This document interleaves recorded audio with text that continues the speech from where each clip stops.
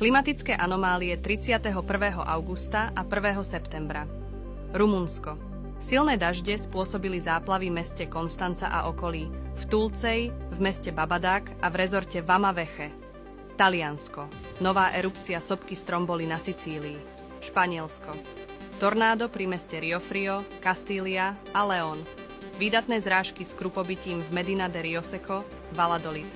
Arménsko. Záplavy po silných dažďoch v Jerevane. Rusko. Petrohrad zasiahla búrka so silným vetrom. Turecko. Tornádo pri Ortakoj a Aksaraj. Omán. Búrka neďaleko Kurajatu. Saudská Arábia.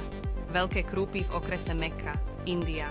Záplavy spôsobené silnými dažďami vo Vijayawada, štát Andhra Pradesh, v Guwahati v štáte Assam a v Khammam v štáte Telangana.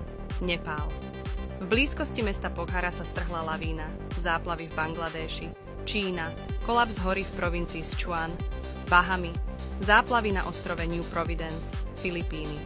Silná povodeň kvôli extrémnym dažďom v meste Bogo v provincii Cebu, USA. Quebecom otriaslo zemetrasenie o sile 4,6 stupňa. Pri pobreží Čile došlo k zemetraseniu o sile 5 stupňov. Papua Nová Guinea zažila silné zemetrasenie o sile 6,6 stupňa a druhé o sile 6,4 stupňa nastalo na Šalamúnových ostrovoch.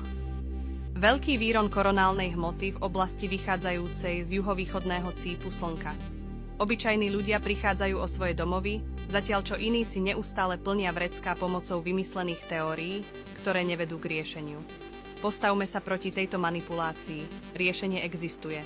Viac vo filme Voda zo vzduchu.